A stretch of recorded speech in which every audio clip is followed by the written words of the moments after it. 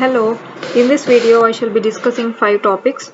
The first topic is Dibru-Saikhowa. So the name Dibru-Saikhowa is the name of a national park.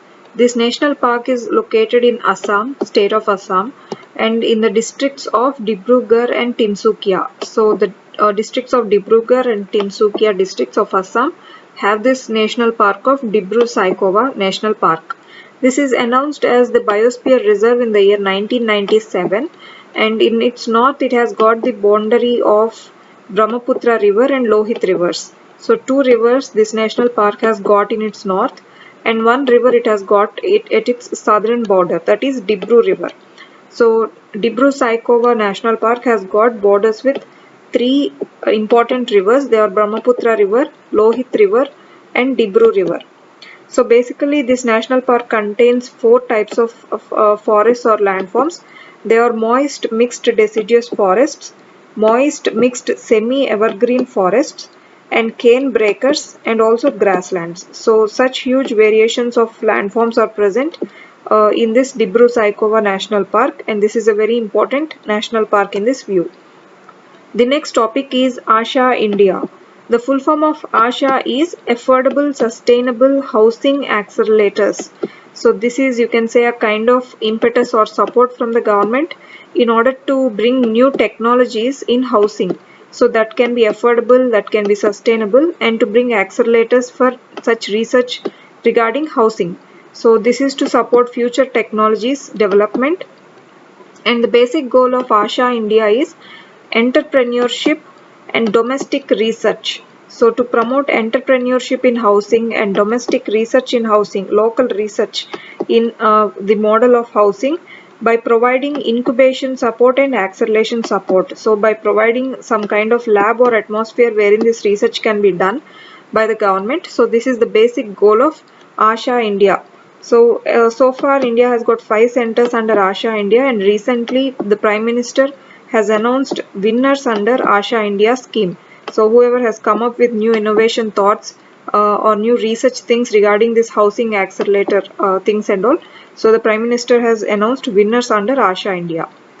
The next topic is SIB. The full form of SIB is Social Impact Bond. So social impact bond is present in so many countries, and for the first time India has also adopted social impact bond. So this is India's first social impact bond that is supported by Pimpri Chinchwad Municipal Corporation, that is Pune Municipal Corporation. So the Municipal Corporation of Pune has come forward on India's side to develop this social impact bond in India. So this is basically taken up by the United Nations Development Program. Under this program, the United Nations will give impetus to such countries like India where there is social development need. So under that, social impact bond is developed.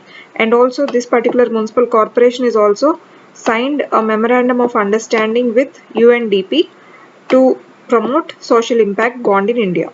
This is also called with various names. The 3 names I have given, they are Pay for Success Bond or Pay for Success Financing, and this is also simply called Social Bond. So this is the name of the bond. So the proceeds of this bond are useful for social welfare things or public welfare projects. So for better social outcomes. So the proceeds will be more compared to other bonds. The outcome of these bonds will be more, and these more outcome will be used for public welfare projects. So this is a kind of outcome based contracting, we can say. So this is the first time ever the Indian country is seeing that it has got a social impact bond. The next topic is Pollinator Park. India's first pollinator park is recently set up in Uttarakhand state. So that is exactly located in Haldwani in Nainital in Uttarakhand. So recently the inauguration of this pollinator park is done on 29th December 2020. So this is inaugurated by a famous personality called Peter Smetasek. So he is a very famous butterfly expert. So he happens to come and inaugurate this particular first pollinator park in India in Uttarakhand. This is taken up by the Uttarakhand Forest Department has developed this particular park. So Forest Department is the all sole reason behind the park, and this is set up in 4 acres of land. And here 40 species are now presently stored as an initial take-up. So 40 species of various butterflies, birds, and important honeybee species and insects are also placed in this pollinator park. This is India's first pollinator park in Uttarakhand. The last topic for today is TIHAN IIT. The full form of TIHAN is Technology Innovation Hub on Autonomous Navigation Systems. So with the full form of it, we can derive something that this is a technology innovation hub for especially this particular aspect of navigation systems autonomous that work under autonomous views. That means that are independently working without any unmanned kind of navigation systems, you can say. So this is a technology innovation hub in this navigation system view. So this is a test bed. So these navigation systems will be tested in IIT Hyderabad. So this is the first of its kind. So first in India of this particular kind of innovation under autonomous navigation systems is taken up by IIT in Hyderabad. So this is a test bed for navigation systems that work autonomously, as I've told. So that means unmanned aerial vehicles and remotely operated vehicles. So these are for unmanned and remote operated vehicles which are not having any human involvement. So we call them as autonomous navigation systems.